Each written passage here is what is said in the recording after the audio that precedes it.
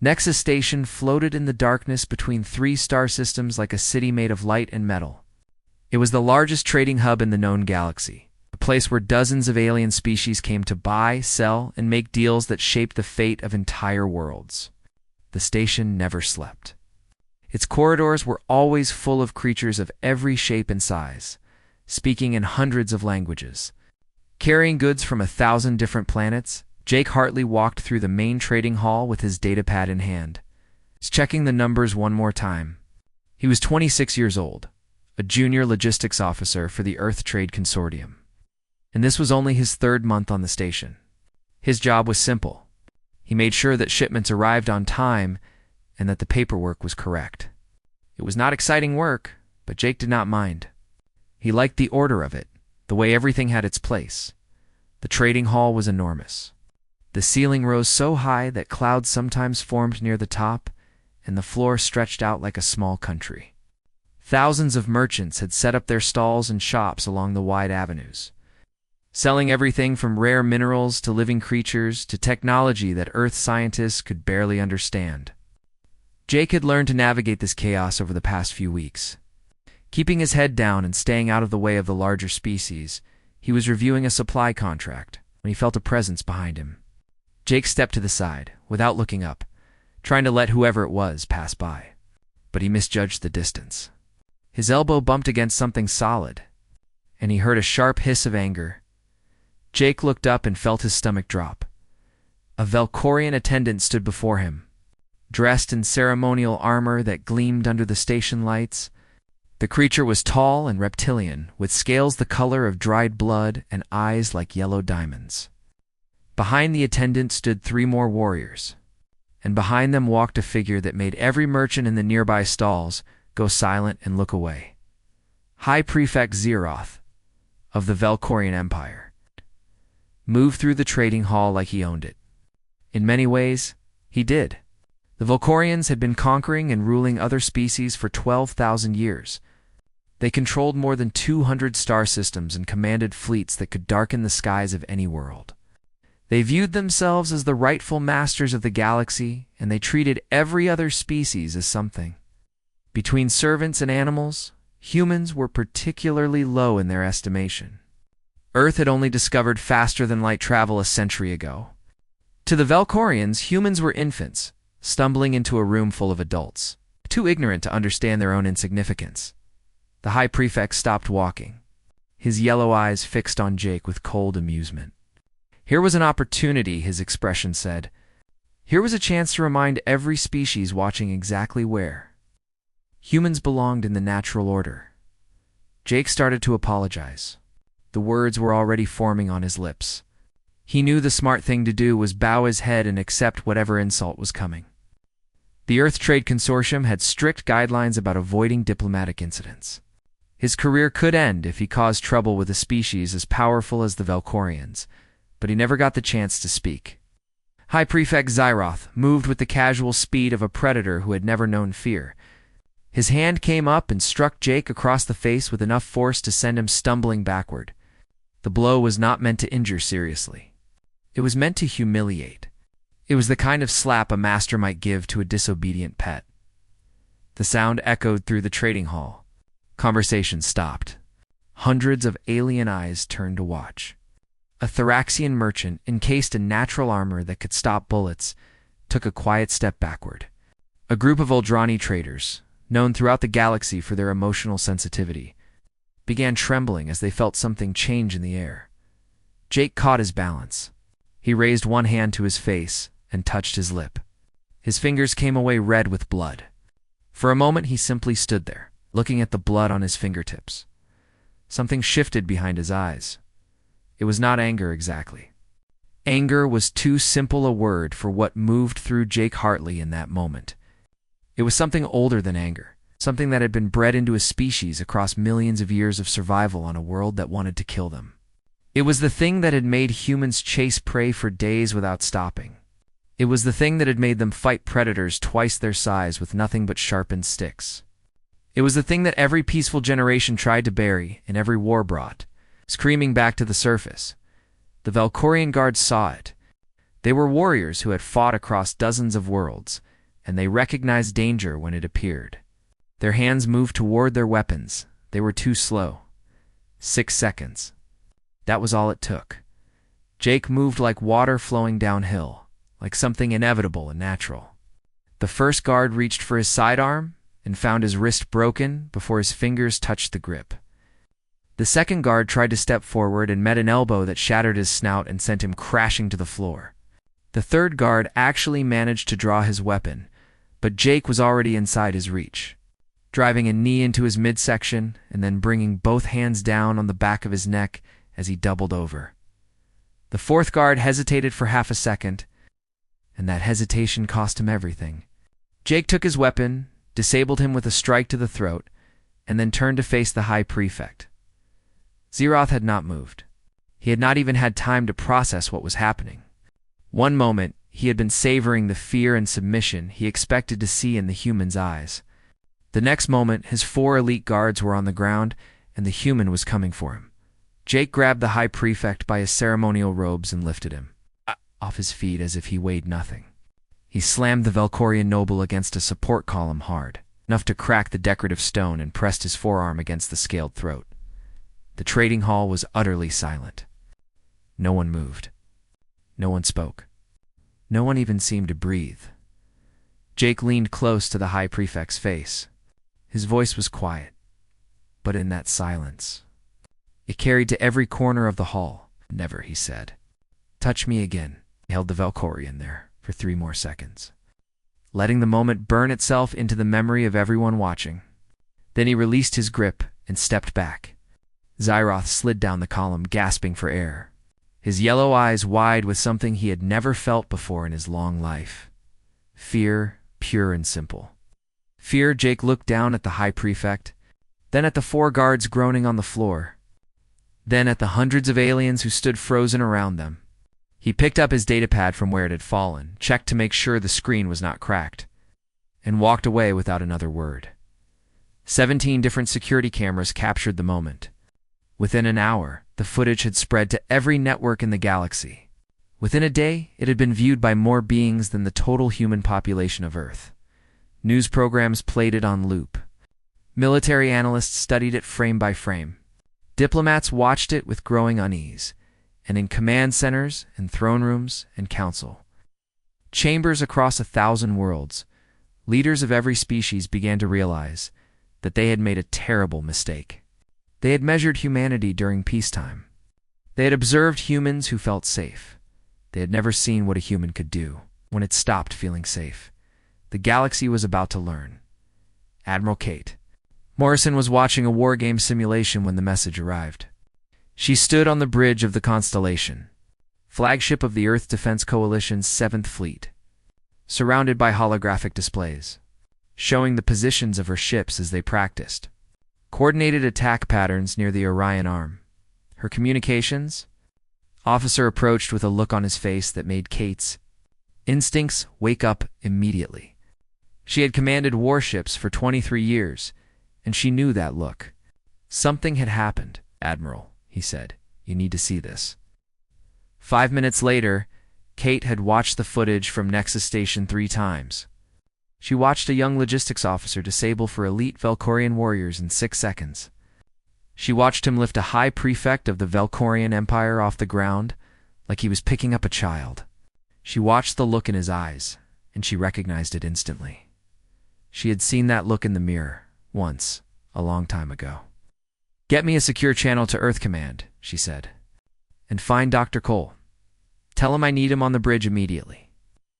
Dr. Nathan Cole arrived 10 minutes later, still wearing the casual clothes he had been sleeping in. He was the fleet's chief xenobiologist. It's a thin man with gray hair and glasses that he refused to replace with optical implants, because he said they made him look distinguished. Kate valued him not just for his knowledge of alien species, but for his ability to explain complex ideas in simple terms. There was also an alien on the bridge. Ambassador Varix of the Eldrani Collective had been traveling with the fleet as part of a diplomatic exchange program. The Eldrani were a peaceful species, thin and graceful, with large, dark eyes that seemed to see more than just light. They were known throughout the galaxy for their emotional sensitivity and their skill at Negotiation. Ambassador Varix had also seen the footage. His large eyes were fixed on the frozen age of Jake Hartley's face at the moment he had struck the first guard. "I do not understand," the ambassador said. His voice was soft and melodic, the way all Aldrani voices were. "This human is listed as a logistics officer. He has no military training beyond basic self-defense courses. How did he do this?" Dr. Cole looked at Admiral Morrison. She nodded. "Ambassador," the doctor said, "I think it is time we explained something about humanity that the galaxy does not seem to understand. May I ask you a question first?" "Of course. What do you know about Earth?" "About our home planet?" The ambassador tilted his head. "It is a small world. Average gravity. Mostly water. Moderate climate. Nothing remarkable." Dr. Cole smiled, but there was no humor in it. "That is what our planet looks like from space. That is what your surveys recorded. But your surveys were wrong. Earth is not a moderate world. Earth is a death world." The ambassador's large eyes grew even larger. "That term is used for planets that are extremely hostile to life. Earth has billions of inhabitants," Dr. Cole said. "Billions of survivors. Let me explain what Earth is really like. Our planet has extreme temperature variations. Parts of our world are so cold that exposed skin freezes in minutes. Other parts are so hot that humans can die from heat within hours. We have storms that flatten cities. We have earthquakes that kill hundreds of thousands. We have floods, droughts, fires, and volcanic eruptions." He paused to let that sink in. "But the environment is only the beginning. Earth is filled with predators, creatures with teeth and claws and venom that have been trying to kill us for millions of years. We evolved alongside animals that could outrun us, outswim us, and overpower us. We survived not because we were stronger or faster, but because we refused to die." Admiral Morrison spoke up. "Humans are pursuit predators, Ambassador. Do you know what that means?" "I am not familiar with the term. Most predators in the galaxy hunt by ambush or by short bursts of speed. They catch their prey quickly, or they give up. Humans evolved differently. We hunt by following our prey until it collapses from exhaustion. We can run for hours without stopping. We can track an animal across days of travel. We do not give up. We do not stop. We keep coming until the prey cannot run anymore." The ambassador was very still now. "That is how you hunt animals?" "That is how we do everything," Dr. Cole said. "Our bodies are built for endurance and recovery. We heal from injuries that would permanently disable most species. We can survive the loss of limbs, organs, massive amounts of blood. We can function through pain that would render other species unconscious." He pulled up a holographic display showing human anatomy. "But the most important adaptation is here." He pointed to the brain. "When a human is threatened, our bodies release a flood of chemicals. Adrenaline, cortisol, norepinephrine. These chemicals temporarily increase our strength, our speed, our reaction time, and our tolerance for pain. They suppress our higher reasoning and activate our survival instincts." The young man on Nexus Station, the ambassador, said slowly. He was experiencing this chemical response. Yes, when the High Prefect struck him, his body interpreted it as a life-threatening attack. 6 million years of evolution took over. In that moment, Jake Hartley was not a logistics officer. He was a predator who had been challenged by a rival. And humans do not respond to challenges by submitting. We respond by eliminating the threat. The ambassador was quiet for a long moment. "The Velcorians have positioned 3 battle fleets near human colonial space. They are demanding that this human be extradited to face trial for assaulting their nobility." Admiral Morrison's expression did not change. "I know what will humanity do?" Kate Morrison looked at the frozen image of Jake Hartley on the screen. She thought about all the times in human history when someone had underestimated her species. She thought about all the empires that had tried to conquer or enslave or destroy humanity. And she thought about where those empires were now. "Ambassador," she said, "I need you to understand something. Humans do not respond proportionally. When we are threatened, we do not match the threat. We exceed it. We overwhelm it. We make absolutely certain that the threat can never harm us again. That sounds like escalation. It is. It is who we are. It is why we survived a death world. It is why we spread across our planet and then across the stars. And it is why the Valkorians have made a very serious mistake. She turned to face the ambassador directly. They struck one of our people in front of the entire galaxy. They drew blood from a human and expected submission. They have forced us to respond. And when humanity responds, Ambassador, we do not stop until the fight is over. The ambassador looked at the Admiral, then at Dr. Cole, then at the image of Jake Hartley with blood on his lips and murder in his eyes. What happens now? He asked. Admiral Morrison smiled. It was not a comforting smile. Now the Valkorians learn what humans are capable of when we stop being peaceful. The Valkorian Empire's response came within 48 hours of the incident. Their ambassador to the Galactic Assembly, a massive reptilian named Lord Kravith, stood before representatives of 300 species and delivered his government's demands. The human called. Jake Hartley was to be extradited to Valkorian space immediately.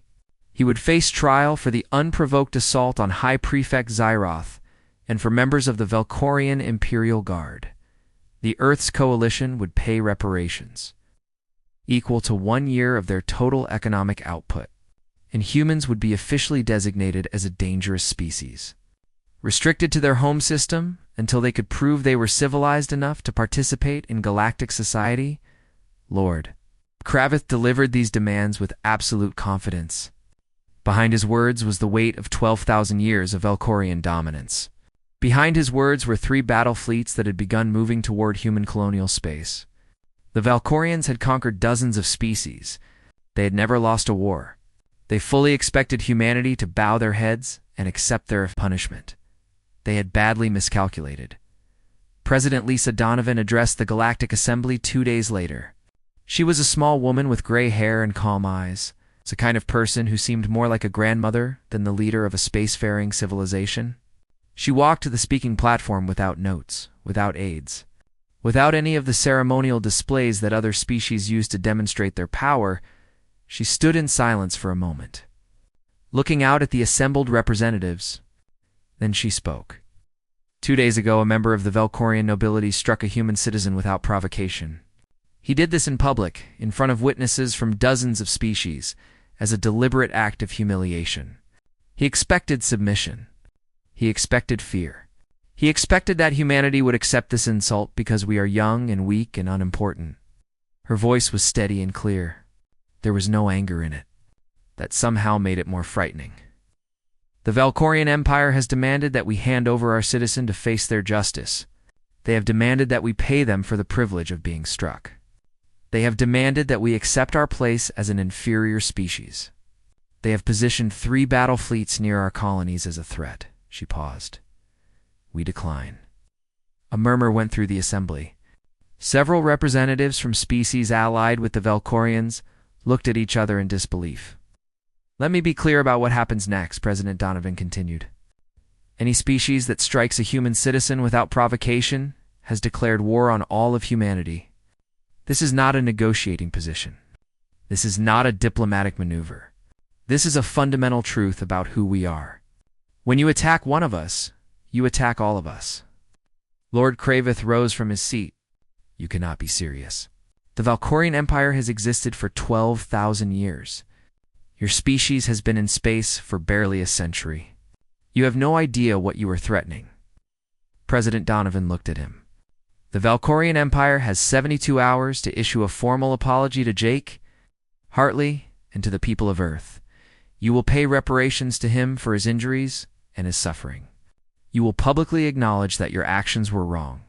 If you fail to do this, there will be consequences. Lord Kravith laughed. The sound was harsh and cold. What consequences could you possibly bring against us? Your entire fleet could not match a single Valkorian battle group. President Donovan smiled. It was a small smile, gentle, almost sad. You are welcome to believe that, she said.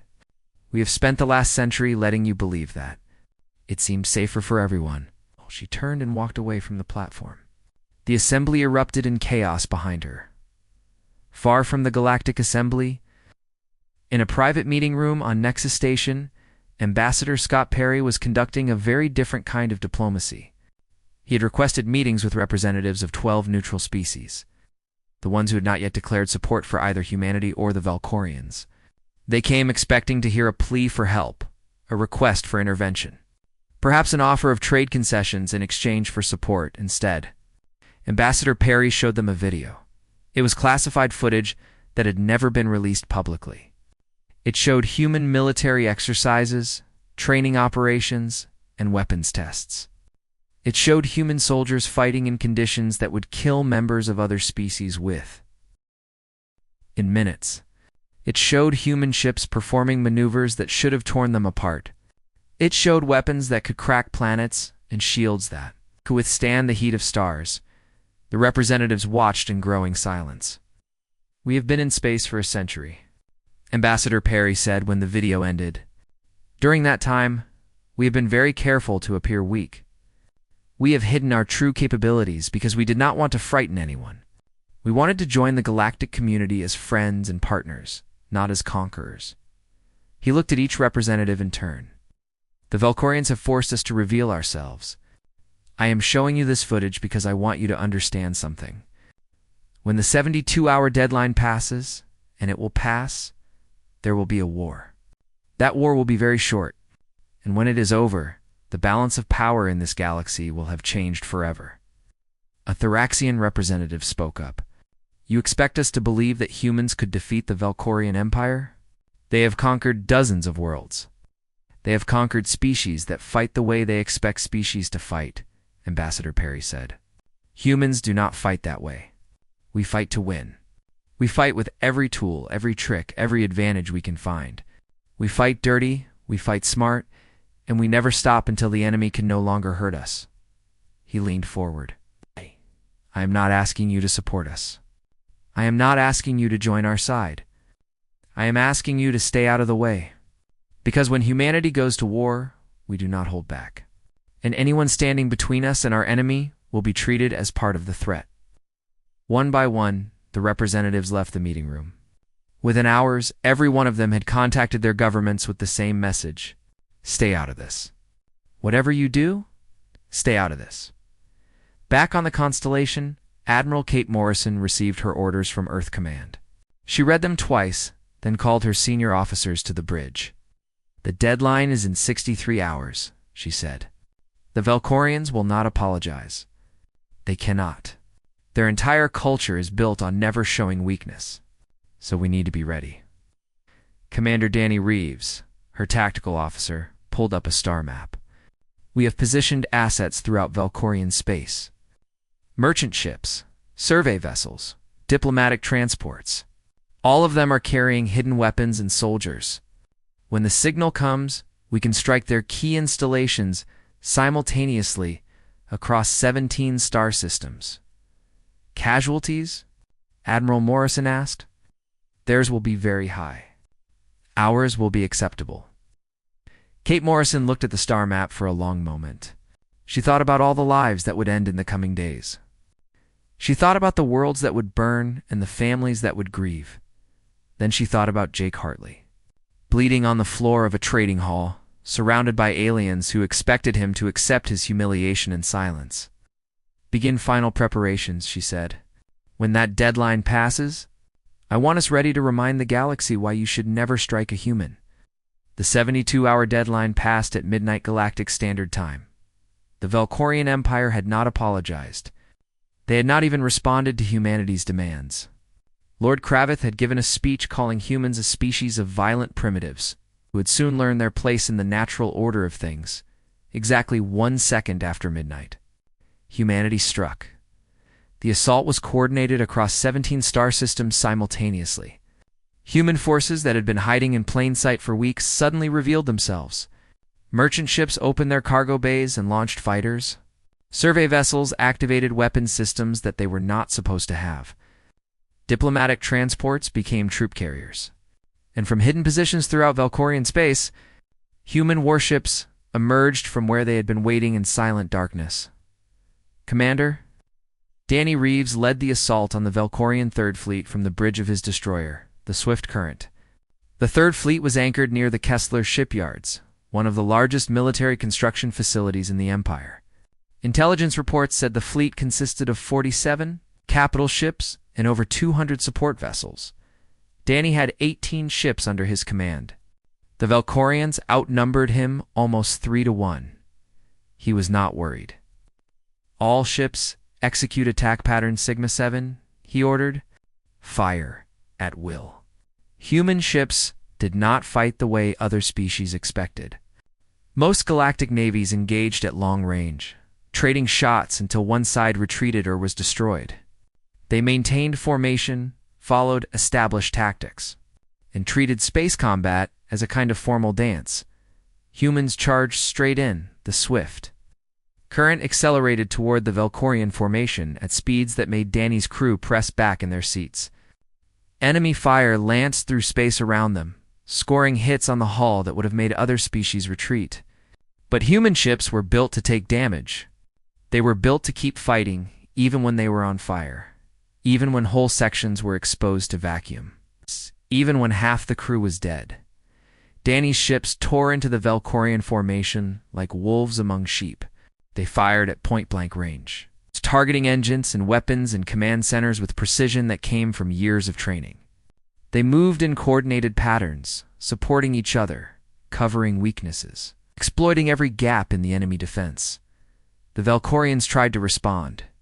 They were good warriors, brave and skilled, veterans of many campaigns. But they had never faced an enemy like this.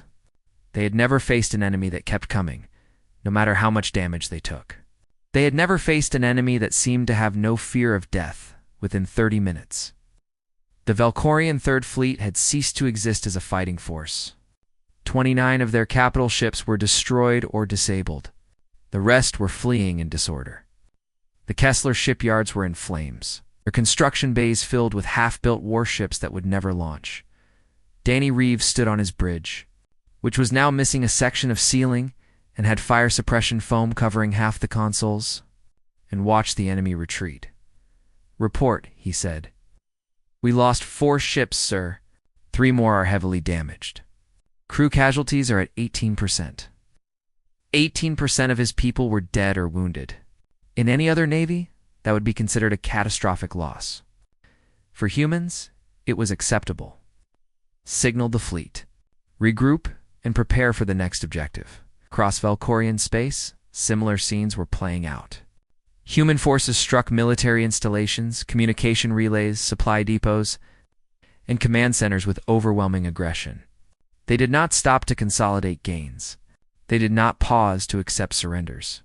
They kept moving, kept attacking, kept destroying everything that could be used to fight back. The ground. Assault on Valkoria Prime began 4 hours into the war. General Megan Cross commanded. The invasion force from a dropship descending. Through the planet's atmosphere, she had 50,000 soldiers under her command, supported by armor, artillery, air power, and orbital bombardment. The Valkorians had 3 million troops defending their homeworld. General Cross had studied Valkorian military doctrine extensively. She knew they fought as individuals, relying on their personal strength and skill to overcome enemies. Each Valkorian warrior saw himself as a hero, champion who would win glory through single combat. Humans did not fight as individuals. Humans fought as a machine. All units execute landing protocol. Remember your training. Trust your squad. Trust your commanders. We fight together, or we die together. The dropships landed in coordinated waves, establishing beachheads across the capital city. As soon as boots hit the ground, human soldiers began demonstrating what they called combined arms. Doctrine. Infantry advanced under covering fire from armor units. Artillery shells fell on enemy positions seconds before assault teams reached them. Aircraft swept the skies, destroying enemy air support and providing close fire support for ground troops. Electronic warfare units jammed Valkorian communications, leaving their forces unable to coordinate. Psychological warfare teams broadcast messages of surrender and defeat. Breaking enemy morale before the first shots were fired, The Valkorian warriors fought bravely. They were strong and fast and skilled with their weapons. But they could not adapt to an enemy that attacked from every direction at once. They could not understand tactics that treated battle as a coordinated operation rather than a collection of individual duels. General Cross watched the assault from her command center, receiving reports from units across the battlefield. Human casualties were mounting. Valkorian defenders were making them pay for every block, every building, every room. But the humans kept advancing. They kept pushing. They kept coming. One of her officers approached with a report. General, we're taking heavy losses in the government district. The Valkorians have fortified the Imperial Palace. Should we pull back and request orbital support? No, General Cross said. Orbital bombardment would destroy half the city. We take the palace the hard way. It'll cost us thousands of soldiers. I know. Send the order. The assault on the Imperial Palace lasted 2 hours. Human soldiers fought through corridors filled with smoke and blood. They pushed through barricades defended by the Emperor's personal guard. They took casualties that would have broken any other army. They did not stop. When the last defenders fell, General Megan Cross walked into the throne room of the Valkorian Empire. The Emperor himself sat on his ancient throne, surrounded by the bodies of his guards. He was old and tired and defeated. You fought well, the Emperor said. Better than any enemy we have ever faced. General Cross looked at him. Your High Prefect struck one of our people. He drew blood from a human and expected us to submit. This is the result. This war has lasted 6 hours. In 6 hours, you have destroyed everything my ancestors built over 12,000 years. Yes, General Cross said, and we could have done it faster. We chose 6 hours deliberately. We wanted it to match the 6 seconds it took for Jake Hartley to defeat your prefect's guards. The Emperor stared at her for a long moment. You are a terrifying species. We are a species that protects our own. Remember that. Tell your children. Tell their children. Tell every generation that comes after you. Never strike a human again. She turned and walked out of the throne room. The war was over. The galaxy would never be the same. The galaxy had changed. Everyone could feel it. In the days following the war, a kind of quiet fell over the great powers of known space. Species that had dominated for millennia suddenly found themselves looking over their shoulders. Ancient alliances were reconsidered. Old assumptions were thrown away. And everyone, from the smallest trading post to the largest imperial capital, was talking about humanity.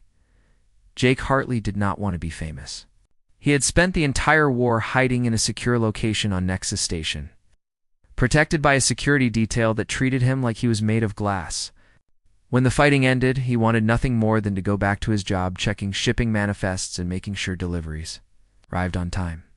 But the galaxy had other plans. He agreed to give one interview. Just one, to a journalist from the Galactic News Network. The journalist was a Melthuri, a small blue-skinned species known for their persistence and their difficult questions. She sat across from Jake in a quiet room on Nexus Station, while cameras from 100 different networks broadcast the conversation across known space. You have become a symbol, she said. The human who started a war. How does that feel? Jake was quiet for a moment. He was a young man with an ordinary face and tired eyes. He did not look like a warrior or a hero or a symbol of anything. He looked like someone who had seen too much in too short a time. I did not want a war, he said finally. I did not want anyone to die. When the prefect hit me, I did not think about consequences. I just reacted. It was instinct. Millions of years of evolution taking over in a single moment. I did not choose to do what I did. It just happened. But your reaction led to the destruction of an empire that had stood for 12,000 years. Millions of Valkorians are dead. Their civilization has been shattered. Do you feel responsible for that? Jake looked at her with those tired eyes. I feel responsible for 6 seconds. That is all I controlled. Everything that came after was decided by people with more power and more information than me. I was just a logistics officer who got hit in the face. He paused. But I will tell you something. If the same thing happened tomorrow, I would probably react the same way. I could not help it. It is who we are. It is who humans are. We do not accept being struck. We do not accept being humiliated. We fight back. And maybe that is wrong. Maybe we should be more peaceful, more controlled, more civilized. But we are not. We are what Earth made us. The interview was watched by more beings than any broadcast in galactic history, far from Nexus Station. The dismantling of the Valkorian Empire continued. Human administrators worked alongside, representatives from dozens of species that had been conquered and oppressed by the Valkorians over the millennia. Slave populations were freed. Occupied worlds were given independence. The great military machine that had enforced Valkorian rule was broken down and recycled. High Prefect Zyroth was tried before a tribunal of species that his people had wronged. He was not executed. The humans did not want to make him a martyr. Instead, he was sentenced to witness the liberation of every world the Valkorians had enslaved.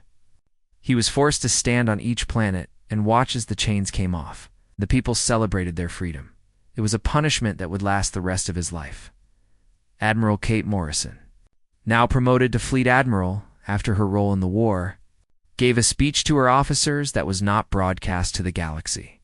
It was private, meant only for the humans who had fought and bled and died in the conflict, but somehow, a recording of it leaked to the networks.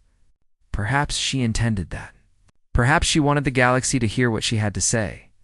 "We won," she said, standing on the bridge of the constellation. "We showed the galaxy what humanity is capable of when we are threatened. We demonstrated our strength, our courage, our willingness to sacrifice everything to protect our own. We should be proud of what we accomplished." She paused, and her voice grew quieter. "But we should also be honest with ourselves. The same instincts that allowed Jake Hartley to defeat 4 elite guards in 6 seconds are the instincts that have led to every war in human history. Every genocide. Every atrocity. Every act of cruelty we have ever committed against each other. Our capacity for violence is not something to celebrate. It is something to control." She looked at her officers, one by one. "The galaxy fears us now. That fear will keep us safe for a time. Species that might have threatened us will hesitate. Powers that might have challenged us will step back. But fear does not last forever. Fear eventually becomes resentment. Resentment becomes anger. And anger becomes aggression. If we rely only on fear, we will find ourselves fighting forever. So what do? Someone asks, "We show them what else we are capable of. We show them that humans can build as well as destroy. We show them our art, our music, our science, our kindness. We show them that we are not just warriors. We are creators. We are dreamers. We are capable of love and compassion and sacrifice for something greater than ourselves." She smiled, and for a moment she did not look like an admiral. She looked like a grandmother telling her grandchildren a story. We make them see that humanity is worth having as a friend, not because they fear what we might do to them, but because they want to be part of what we are building. 3 months after the war ended, Ambassador Scott Perry sat in a conference room on Earth, meeting with representatives of a new coalition. They called themselves the Partnership of Free Worlds.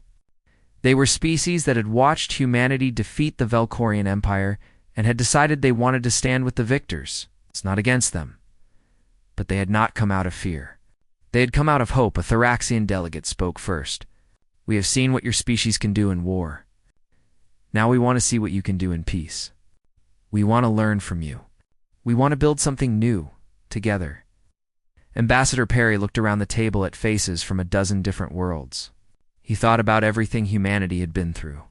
The long climb from the caves to the stars, the wars and the plagues and the disasters, the moments of cruelty and the moments of grace.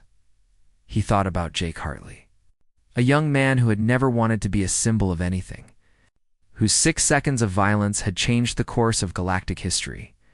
And he thought about what Admiral Morrison had said, that humanity could be more than warriors, that they could be builders, that they could create something worth being part of. "We would like that," he said. "We would like that very much." Extended his hand across the table. The Thraxian delegate reached out with a massive armored claw and took it gently. The galaxy had trembled.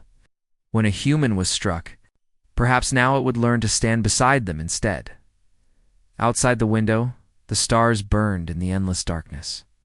And somewhere out there, on Nexus Station, Jake Hartley was finally back at work, checking shipping manifests and making sure deliveries arrived on time. He preferred it that way,